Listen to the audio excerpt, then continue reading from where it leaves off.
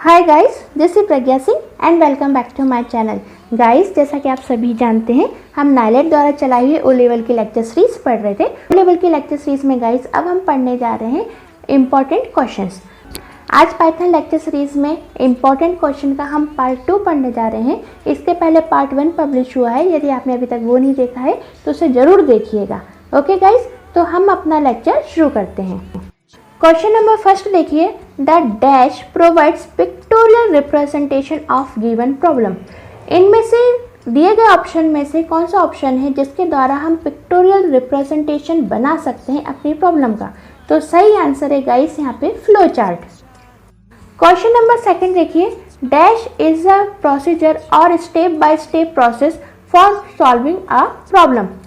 दिए गए ऑप्शन में से कौन सा ऑप्शन है जो कि स्टेप बाय स्टेप प्रोसीजर लिखता है प्रॉब्लम को सॉल्व करने के लिए? सो राइट आंसर है गाइस यहाँ पे algorithm. Question number third, the dash symbol is used at the beginning of a flow chart. Flow chart की बिगिनिंग कौन से बॉक्स से होती है, मीन्स कौन से सिंबल से होती है? तो first is a right answer, that is a Oval shape और पिल शेप। ये इस तरीके का जो आपको शेप दिख रहा है इसको हम बोलते हैं ओवल शेप, और इसी से हमारे फ्लो चार्ट की शुरुआत होती है। Question number 4, what will be the output of the following code. ये जो आपको कोड लिखा गया है इसका आपको आउटपुट जानना है। तो इसका आउटपुट जानने के लिए गाइस चलिए हम प्रैक्टिकल करके देखते हैं और प्रैक्टिकल के दौरान ही समझते हैं कि इसका आउटपुट क्या आएगा। गाइस, हम क्वेश्चन नंबर 4 को समझने के लिए पाइथन कंपाइलर का यूज करते हैं। ठीक है, अभी प्रैक्टिकल करने के लिए मैं यहाँ पे जुपिटर नोटबुक का यूज कर रही हूँ। ठीक है, यदि आपको जुपिटर नोटबुक का यूज करना नहीं आता तो मेरे प्लेलिस्ट के चैप्टर नंबर 8 में मैंने जुपिटर का यूज करना सिखाया था। ठीक है, आप वहां से जुपिटर का यूज करना सीख सकते हैं और कैसे उसको चालू किया जाता है वो भी सीख सकते हैं। और ऐसा कोई कंपलसरी नहीं है कि जुपिटर के ऊपर ही वर्क होगा। हम जो पाइथन IDE का अभी तक यूज करते हुए आ रहे हैं उस पे भी आप ये वर्क कर सकते हो। ठीक है, ओके। नाउ मैं न्यू फाइल बनाती हूँ, तो न्यू पे जाना होगा, देन पाइथन। ओके, तो यहाँ पे हम टाइप फंक्शन को थोड़ा सा यहाँ पे समझने की कोशिश करते हैं। देखिए, जब मैंने लिखा, सपोज मान लीजिए मैंने लिखा a = 10, इस लाइन का क्या मतलब हुआ? इस लाइन का ये मतलब हुआ कि एक a नाम का मेमोरी लोकेशन बना और उसके अंदर वैल्यू क्या स्टोर हो गई? 10। यानी a नाम का मेमोरी लोकेशन बना और उसके अंदर वैल्यू क्या हो गई? 10।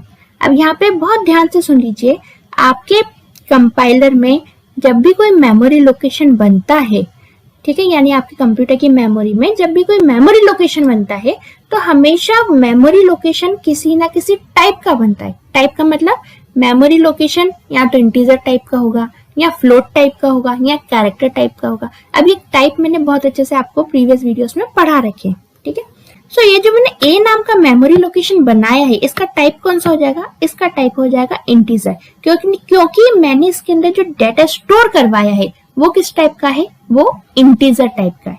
तो अब ये वाली बात तो मैंने आपको समझा दी कि इंटीजर टाइप का होता है। ठीक है, लेकिन अब मैं कंपाइलर के थ्रू चाहती हूँ कि कंपाइलर मुझे बता दे कि ये जो टाइप है वो कौन सा है? इंटीजर है। ठीक है, तो उसके लिए क्या करते हैं, हम यहाँ पे एक कोड लिखते हैं। हम लिखते हैं यहाँ पे प्रिंट ब्रैकेट्स। ठीक है, और ब्रैकेट्स के अंदर हम यहाँ पे लिख देते हैं टाइप। और टाइप के बाद ब्रैकेट्स के अंदर हम यहाँ पर लिख देते हैं ए।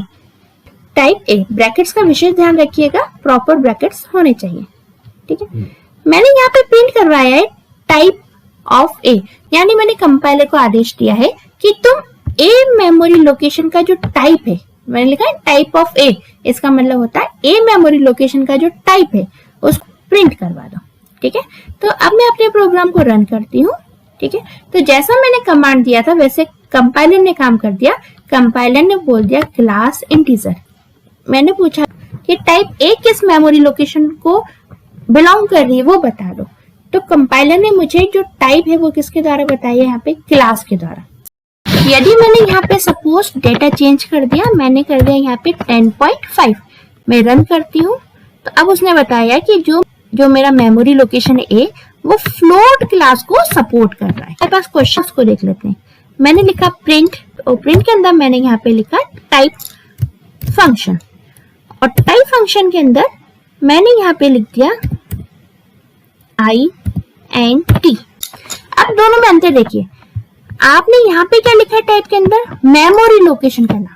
तो जब आपने मेमोरी लोकेशन का नाम दिया है तब जो आंसर है वो कुछ इस तरीके से आ रहा है, क्लास स्पेस और मेमोरी लोकेशन का टाइप। तो इसने तो यहाँ पे बता दिया कि फ्लोट क्लास को बिलोंग कर रही है आपकी मेमोरी लोकेशन। ठीक है, अब मैंने इससे बोला डेटा टाइप का ही टाइप बता दे, यानी मैंने डेटा टाइप लिख दिया और बोला कि इंटीजर लिखा है, डेटा टाइप लिखा है, इसी का तो टाइप बता दे। कंपाइलर अब देखिए क्या लिखा उसने, क्लास और टाइप। ठीक है, ये प्रोग्राम बनाने के पीछे मैं चाहती थी कि आप टाइप से रिलेटेड दोनों प्रोग्राम सीख जाएं, क्योंकि परीक्षा में इस तरीके के प्रोग्राम पूछे जाते हैं। तो यहाँ पे आपको अंतर समझ में आया। अगर टाइप फंक्शन के अंदर मेमोरी लोकेशन का नाम लिखा है तो जो आंसर है वो क्या, क्लास स्पेस और फिर मेमोरी लोकेशन किस टाइप की है, किस टाइप का डेटा उसने स्टोर किया है, वो आंसर यहाँ पर आ जाएगा। यदि इंटीजर टाइप की वैल्यू यहाँ पर है तो इंटीजर आ जाएगा, फ्लोट है तो फ्लोट आ जाएगा। अब इन केस टाइप फंक्शन के अंदर आपने डेटा टाइप ही लिख दिया, आपने यहाँ पे इंटीजर, फ्लोट, कैरेक्टर जो भी डेटा टाइप है वो लिख दिया, उस कंडीशन में हमेशा क्लास के बाद लिखा हुआ आता है टाइप। अब आप कहेंगे कि यहाँ पे जो आंसर है वो लिखा हुआ है क्लास टाइप, लेकिन मैडम हमारे ऑप्शन में जो क्वेश्चन है उसके ऑप्शन में कहीं पर भी क्लास टाइप नहीं लिखा हुआ। तो यहाँ पे ध्यान दीजिए, पाइथन कंपाइलर के कई सारे वर्जन है, मैं जो यूज कर रही हूँ वो 3rd यानी एडवांस वर्जन यूज कर रही हूँ। एडवांस वर्जन में जब भी आप टाइप से रिलेटेड वर्क करते हैं तो जो आंसर है वो क्लास से आता है, यानी पहले क्लास आएगा और स्पेस देके फिर टाइप आएगा। अगर आप ओल्ड कंपाइलर की बात करते हैं यानी वर्जन नंबर 2 की बात करते हैं, तब यही आंसर आपका कुछ इस तरीके से हो जाता है, टाइप स्पेस टाइप, यानी जो आपका ऑप्शन बी लिखा हुआ है उस तरीके का आपको आंसर यहाँ पर देखने को मिलता। ठीक है, तो ओल्ड वर्जन और न्यू वर्जन में इतना अंतर है, जो न्यू वर्जन है उसमें क्लास का यूज किया जाता है टाइप को बताने के लिए, और जो ओल्ड वर्जन है उसमें टाइप का ही यूज किया जाता था टाइप बताने के लिए। ठीक है, तो अगर ऑप्शन में क्लास टाइप होता तो वो भी सही होता और टाइप टाइप है तो वो भी सही है। अब आप कहेंगे मैडम क्लास टाइप और टाइप टाइप ये दोनों ही ऑप्शन हमें मिल जाए, फिर क्या करेंगे? देखिए बहुत रेयर, बहुत ही कम चांसेस है कि आपको ये दोनों ऑप्शन एक साथ मिल जाए। यदि मिलते भी हैं तो बकायदा क्वेश्चन में वर्जन पूछा जाएगा कि बताइए 3rd वर्जन में आंसर क्या आएगा या फिर 2nd वर्जन में आंसर क्या आएगा। तो 2nd और 3rd दोनों में आंसर में डिफरेंस बस यहाँ हो जाएगा, 3rd वर्जन में क्लास का यूज किया जाता है, 2nd वर्जन में टाइप का यूज किया जाएगा। आई होप आपको ये कंसेप्ट समझ में आया होगा। ठीक है, सो इसका जो राइट आंसर है वो क्या है, टाइप है, यानी option number B. Now 5th question कह रहा है what is the output of the following code. Following code का क्या आउटपुट आएगा। इस क्वेश्चन को भी समझने के लिए हमें प्रैक्टिकल करके देखना होगा। चलिए आइए इस क्वेश्चन पे भी प्रैक्टिकल करके देखते हैं और इससे रिलेटेड कुछ कंसेप्ट भी हम सीख जाते हैं जो परीक्षा के लिए इम्पोर्टेंट है। 5th नंबर पे पूछा गया उस क्वेश्चन को सॉल्व करने की कोशिश करते हैं। L इक्वल स्क्वायर ब्रैकेट्स लगे हैं और इसके अंदर लिखा हुआ है A comma B comma C comma D। ठीक है, ये जो लिखा हुआ है ये क्या कहलाते हैं, कैरेक्टर। ठीक है, जो भी सिंगल इन्वर्टेड कोट्स में आपको दिख रहा है ये क्या है, कैरेक्टर है। अब इसके बाद हम एंटर करते हैं। अब एंटर करने के बाद क्वेश्चन में लिख रहा है, हमको उसी को लिखने की कोशिश करते हैं। ठीक है, तो यहाँ पे लिखा हुआ है प्रिंट के बाद यहाँ पे डबल इन्वर्टेड कोट्स हैं और डबल इन्वर्टेड कोट्स के बाद लिखा है डॉट और उसके बाद लिखा है यहाँ पे जॉइन और इस तरीके से ब्रैकेट्स के अंदर लिखा हुआ L। तो अब हम इस कोड को रन करते हैं। ठीक है, तो हमको यहाँ पे देखिए एरर दिख रही है। ठीक है, तो इस केस में यहाँ पे जो आपको ऑप्शन दिख रहा है यहाँ पे क्या आएगा, एरर आएगी। अब एरर है, अब यदि ये सही होता तो किस तरीके से होता, तो देखिए इसको सही करने के लिए यहाँ पे ध्यान दीजिए। ये देखिए प्रिंट जो लिखा है, प्रिंट क्या है, एक फंक्शन है और फंक्शन की पहचान है कि फंक्शन के आगे हमेशा और हमेशा स्मॉल ब्रैकेट्स होते हैं, यानी प्रिंट के बाद इस तरीके से ब्रैकेट्स का यूज किया जाएगा। अब मैंने इस तरीके से लिख दिया। अब यहाँ पे आप लिख दीजिए डबल इन्वर्टेड कोट्स। ठीक है, यहाँ पे इन्वर्टेड कोट्स जो लगान के बीच में क्या लिख दीजिए, स्पेस लिख दीजिए। अब मैंने इतना कर दिया, क्या मेरा प्रोग्राम अब सही है? रन करके देख लेते हैं। मेरा प्रोग्राम अब भी सही नहीं है। तब तो एरर थी, लेकिन अब भी एरर है। अब क्या एरर है? तो यहाँ पे देख लीजिए, यहाँ पे जो ज्वाइन आपके ये जो लिखा हुआ एल, ये क्या लिखे यहाँ पे? Small L. ठीक है, तो यहाँ पे स्मॉल एल ना होते हुए यहाँ पे आएगा एक तो कैपिटल एल। क्यों? क्योंकि यहाँ पे एल मेमोरी लोकेशन के अंदर ही डेटा स्टोर है। यानी हम यहाँ पे कहना चाह रहे हैं कि जो स्पेस के साथ आप क्या कर दो? ज्वाइन कर दो। किसको ज्वाइन कर दो? एल मेमोरी लोकेशन के अंदर रखे हुए डेटा को। तो वो क्या आएगा? स्पेस में होकर आएगा। प्रत्येक लेटर के बाद क्या लग जाएगा? स्पेस लग जाएगी। अब रन करके देखते हैं क्या अब प्रोग्राम सही है? तो अब भी प्रोग्राम गलत है। जितने भी टाइम में आपको डिफरेंट सिचुएशन बता रही हूँ, ये सारी सिचुएशंस आप नोट डाउन कर लीजिए, क्योंकि इस तरीके के क्वेश्चन पूछे जाएंगे। बहुत ध्यान से, बहुत धैर्य के साथ आपको ये क्वेश्चंस देखने होंगे। ठीक है, तो यहाँ भी इस तरीके की गलती आपको मिलती है, उनको आप नोट डाउन कर लीजिए। अब तीसरी गलती मैं बताती हूँ। ये जो आपके पास ज्वाइन के बाद जो भी चीज लिखी होगी, व्हाटएवर, यानी जो भी मेमोरी लोकेशन की वैल्यू लिखी होगी, वो हमेशा और हमेशा इस तरीके के स्मॉल ब्रैकेट्स में लिखी होगी। ब्रैकेट्स का विशेष ध्यान रखना, वहां परीक्षा में भी क्वेश्चंस को बहुत अच्छे तरीके से देखना। अब मैं इसको रन करती हूँ, तो देखिए आंसर आ चुका है। ए के बाद स्पेस, देन स्पेस सी, देन स्पेस डी। क्योंकि मैं यहाँ पे प्रिंट फंक्शन के अंदर डबल इन्वर्टेड कोट्स में आप जो भी लिखोगे उस पर्टिकुलर कैरेक्टर के साथ ज्वाइन हो जाएगी। कौन सी चीज ज्वाइन हो जाएगी? जो ज्वाइन के ब्रैकेट्स में लिखा होगा। यानी ज्वाइन के ब्रैकेट्स में जिस भी मेमोरी लोकेशन का नाम लिखा होगा, उस मेमोरी लोकेशन के अंदर रखी हुई वैल्यूज यहाँ पे जो भी डबल इन्वर्टेड कोट्स में लिखा हुआ है, डॉट के पहले देखिए यहाँ पे एक पॉइंट लगा, एक डॉट लगा है ना, यानी पॉइंट के पहले जो भी लिखा है उसके द्वारा क्या हो जाएंगी? सारी चीजें उससे ज्वाइन हो जाएंगी। ठीक है, सपोज यहाँ पे मैंने कोई साइन यूज कर दिया, ठीक है, हैश का साइन यूज कर दिया। अब देखते हैं रन करके, तो देखिए हैश के साथ एल मेमोरी के अंदर रखे हुए डाटा क्या हो गया? ज्वाइन हो गया। तो ये होता है ज्वाइन। ठीक है, तो मैंने जो भी चीज आपको गलत करके बताई थी, उन चीजों को पे ध्यान दीजिएगा और उस तरीके के क्वेश्चंस को नोट डाउन जरूर कर लिया करो, क्योंकि परीक्षा में ऐसे ही क्वेश्चन पूछे जाएंगे। ठीक है, ओके गाइस, तो क्वेश्चन नंबर 5 का जो कोड है इसमें एरर आएगी, तो option A is a right answer. Now guys, question number 6। Question number 6 में पूछा गया है np.i is used for creating. यहाँ पे जान लीजिए गाइस कि जो i फंक्शन है ये numpy में यूज किया जाता है। ओके गाइस, np.i को हम थोड़ा सा समझने की कोशिश करते हैं और इसके लिए हम प्रैक्टिकल करके देखते हैं। यहाँ पे देख लेते हैं np.i क्या करता है और किस लिए यूज में लिया जाता है। तो ये जान लीजिए, जो np.i है वो 2 डायमेंशनल एरे को बनाने के लिए यूज में लिया जाता है। ठीक है, तो यहाँ पे हम इसको कोडिंग के थ्रू समझते हैं कि किस तरीके से हमारे 2D एरे बनते हैं i फंक्शन का यूज करके। तो जब भी आपको numpy पे वर्क करना हो, तब आपको क्या करना होता है? numpy के पैकेज को इंपोर्ट करना होता है। तो हमें यहाँ पे लिखना होगा इंपोर्ट numpy sn। ठीक है, numpy को 9th चैप्टर मैंने पढ़ाया है। यदि आप 9th चैप्टर को देखोगे प्रैक्टिकल वहां पे, तो आपको numpy के बारे में समझ में आ जाएगी, स्टार्टिंग समझ में आ जाएगी कि क्यों यूज करते हैं और कैसे यूज करते हैं। ठीक है, प्ले लिस्ट में चैप्टर 9 अवेलेबल है, आप चैप्टर 9 की प्ले लिस्ट में से देख सकते हैं कि कैसे हम numpy की प्रोग्रामिंग करते हैं।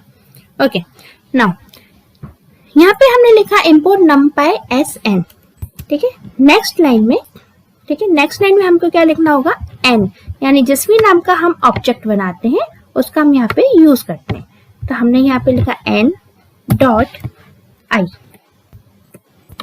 ठीक है, मैंने यहाँ पे n जानबूझ के लिखा है क्योंकि क्वेश्चन में NP लिखा है, तो आपको कहीं एकदम ऐसा ना लगे कि NP ही यूज कर सकते हैं, ऐसा नहीं है। यहाँ पे हम n का भी यूज कर सकते हैं। मैं NP के थ्रू भी आपको वर्क करना बता दूंगी।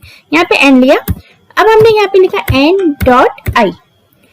n.i क्या होता है? बेसिकली n, जो मतलब n लिखो या NP लिखो, जो भी आपने वर्ड यूज किया, व्हाटएवर, कोई दिक्कत नहीं है। डॉट के बाद जो i फंक्शन लिखा जाता है, इसका फंक्शन होता है एक 2 डायमेंशनल एरे का निर्माण करना। ठीक है, तो यहाँ पे देखिए आई फंक्शन के अंदर आपने सपोज लिखा यहाँ पे 2 और अपने प्रोग्राम को रन किया, तो देखिए ये 2 डायमेंशनल एरे जिसमें कितनी रो है, 2 रो है, एक 2 रो का 2 डायमेंशनल एरे आपके सामने आ गया। सपोज आप यहाँ पे लिखते 3, ओके, और रन करते, तो देखिए ये क्या है, ये कौन सा एरे है। अब आप इसको 3D एरे मत बोल देना, यहाँ 3 डायमेंशनल एरे मत बोल देना, ये भी आपका 2 डायमेंशनल एरे ही है। यहाँ पे 2 लिखा था, रन किया था, तो इसका 2 लिखने का मतलब ये नहीं था कि 2 डायमेंशनल एरे है। 2 लिखने का मतलब ये है कि जो आई है, ये तो कंफर्म है कि जो आई फंक्शन है वो 2 डायमेंशनल एरे का निर्माण करेगी। अब 2 डायमेंशनल एरे में कितनी रो रखनी है, कितनी कॉलम रखनी है, वो चीज हम यहाँ पे ब्रैकेट में लिखते हैं। तो जैसे 2 लिखा है तो इसने क्या किया, 2 रो और 2 कॉलम का एक 2D एरे तैयार कर दिया, इसको हम 2D एरे ही बोलते हैं। सपोज मैंने यहाँ पे लिखा 3 और रन किया, तो इसको हम 3 डायमेंशनल नहीं बोलेंगे, है तो ये 2D एरे। 3 लिखने का मतलब इसने 3 कॉलम और 3 रो बनाई है, ओके। सपोज मैंने यहाँ पे लिख दिया 4, तब आप समझ ही जाओगे क्या बनाएगा, ये 4 रो और 4 कॉलम का एक 2D एरे का निर्माण करेगा। अब ये सेम, यानी जितनी रो ले रहा है उतने ही कॉलम ले रहा है। यदि मैं चाहती हूँ कि मेरी 2 रो हो और 4 कॉलम हो, तब उसके लिए आप क्या करिए, यहाँ पे लिख दीजिए 2, 4, ठीक है। सो जो सबसे पहले लिखा जाता है उतनी क्या बनती है, रो, और जो बाद में नंबर लिखा जाता है उतने बनते हैं कॉलम, ठीक है। अब हम रन करते हैं अपने प्रोग्राम को, तो देखिए 2 रो बनी, 4 कॉलम बने। रो किन्हें बोलते हैं, ये जो हॉरिजॉन्टल लाइन में आपको डाटा दिख रहा है ना, तो हॉरिजॉन्टल लाइन में आपको दो सेट दिख रहे हैं, यानी एक सेट 1, एक सेट 2, ठीक है। तो हॉरिजॉन्टल लाइन में आपको जितने भी सेट दिखते हैं वो आपकी क्या है, रो है, ठीक है। सो ये हमारी पहली रो है और ये हमारी दूसरी रो है। उसके बाद वर्टिकल, यानी आपको देखिए यहाँ पे 1 0 0 0, यानी वर्टिकली जो भी मिल रहा है, ठीक है, जो भी एक वर्टिकल लाइन में लिखा हुआ डाटा है वो क्या है, कॉलम है। तो ये कॉलम कितने बने वर्टिकल लाइन में, 4, ठीक है। तो आपको ये तो समझ में आ गया, जो आई फंक्शन है वो क्या करता है, 2 डायमेंशनल एरे का निर्माण करता है, और 2 डायमेंशनल एरे जो बनाएगा उसमें कितनी रो कितने कॉलम रखने हैं वो चीज हम क्या करते हैं, यहाँ पे ब्रैकेट में लिखते हैं। अब इसकी यहाँ पे दूसरी विशेषता और देख लो, एरे में जो है, जब एरे बनेगा तब इसमें हमेशा हमें एक डायगोनल रो के रूप में 1 मिलेंगे, ठीक है, यानी इस रूप में 1 मिलेंगे, और डायगोनल यानी एक शेप में 1 मिलेंगे, और उसके अलावा जितने भी एलिमेंट्स है वो सारे क्या बताएगा, ये 0 बताएगा, ठीक है। तो यहाँ पे देखिए 1, फिर यहाँ पे गई तो यहाँ 1, ऐसे अगर मैं मान लो मैं 3 रो लेती तो थर्ड 1 मेरा यहाँ पर हो जाता है, ये थर्ड लाइन में, थर्ड कॉलम में, और 4 रो का समूह लेती तो चौथी रो का जो 1 है वो मेरा ये 4th कॉलम में बनता, ठीक है। देख लीजिए, आपने देखा भी था वैसे, आपको याद हो तो, अभी मैंने यहाँ पे लिया था, मैं इसको 4 का बनाती हूँ, ठीक है। देखिए जो 1 है इसका डायगोनल शेप है, तो हम एक क्वेश्चन के थ्रू 3-3 4-4 क्वेश्चन यहाँ पे तैयार कर रहे हैं गाइस, ओके। तो देख लीजिए, इनका आर्किटेक्चर अच्छे से देख लीजिए, इनकी वर्किंग अच्छे से देख लीजिए, ठीक है। अब ये यहाँ तक आपको आई होप समझ में आ गया होगा, ठीक है, क्योंकि इसी से रिलेटेड क्वेश्चन सारे पूछे जाएंगे, ठीक है। अब सपोज मैं चाहती हूँ यहाँ पे कुछ मेरे विशेष प्रकार के डेटा प्रेजेंट हो, जैसे कि आपको दिख रहे हैं जितने भी नंबर है पॉइंट में लिखे हुए हैं, 1 पॉइंट 0 पॉइंट, ठीक है। इसका मतलब क्या है, इसका मतलब जब 2D एरे का निर्माण होता है तो बाय डिफ़ॉल्ट सारी वैल्यूज फ्लोट में होती हैं। फिर भी आप चाहो तो यहाँ पे स्पेशल कंडीशन दे सकते हो, ठीक है। तो आप लिख सकते हो यहाँ पे कॉमा करके, comma D type equals to float, ऐसा लिखोगे तब भी आंसर फ्लोट में ही आएगा, ठीक है। और बाय डिफ़ॉल्ट मतलब ये नहीं लिखते हो तब भी बाय डिफ़ॉल्ट इसके जो एलिमेंट्स हैं वो फ्लोट में ही आएंगे, ठीक है। तो देख लीजिए, मैं यहाँ पे लिख रही हूँ फ्लोट, उसके बाद रन करती हूँ प्रोग्राम, तो देखिए सारे एलिमेंट वैसे के वैसे ही हैं, यानी बाय डिफ़ॉल्ट ये फ्लोट में ही एलिमेंट्स इसके आते हैं, ये पॉइंट ध्यान रखिएगा।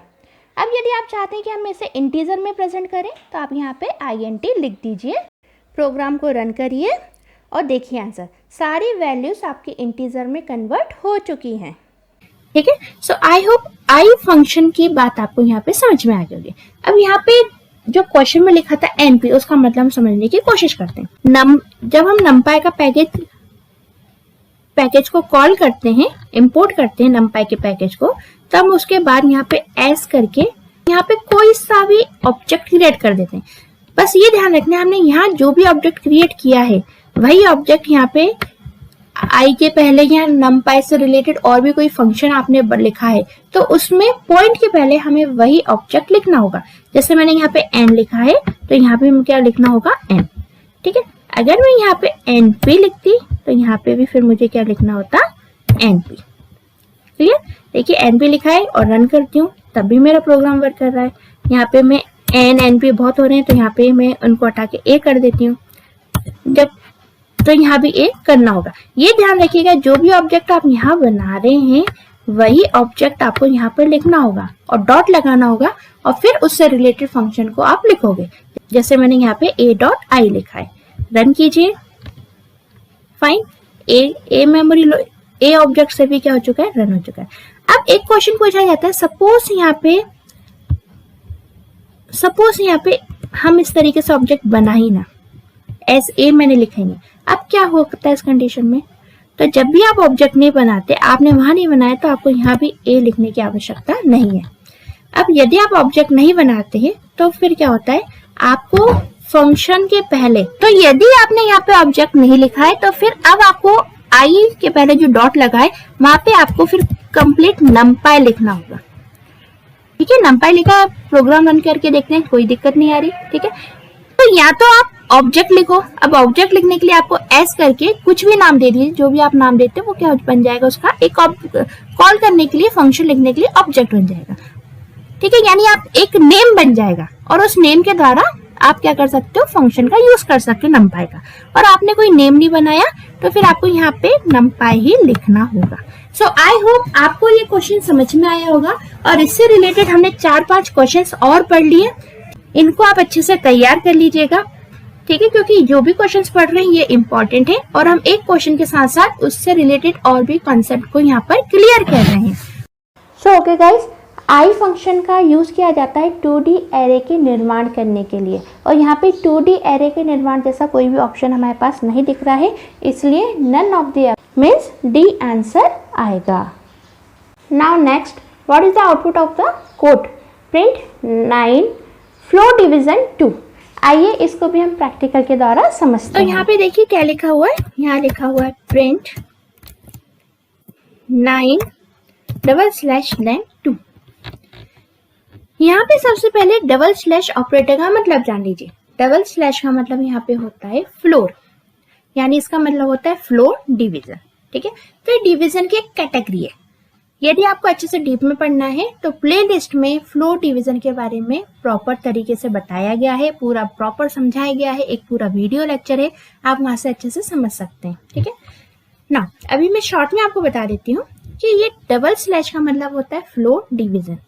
तो फ्लोर डिवीजन समझने के लिए हम सबसे पहले डिवीजन के सेक्शन पे चलते हैं और डिवाइड देखते हैं कि डिवाइड किस तरीके से किया जा सकता है। तो डिवाइड करने के लिए क्या होता है, एक ही स्लैश का यूज होता है इस तरीके से, तो हमने अभी यहाँ पे एक ही स्लैश का यूज यहाँ पे किया है।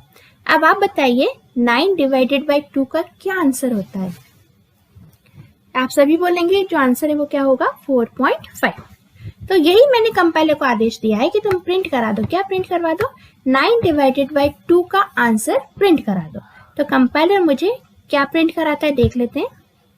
गुड, कंपाइलर मुझे प्रिंट करवा रहा है यहाँ पे 4.5 की वैल्यू। ठीक है, जो कि आपने ऑलरेडी पता कर ली होगी। ठीक है, जब मैंने आपसे पूछा था। अब यहाँ पे 9/2 की वैल्यू 4.5 आई है, राइट। इन केस मान लीजिए यहाँ पे मैंने लिखा होता 8, अब बताइए क्या आंसर आएगा। अगर मैंने 9/2 दिया है तो आंसर क्या आ रहा है, 4.5।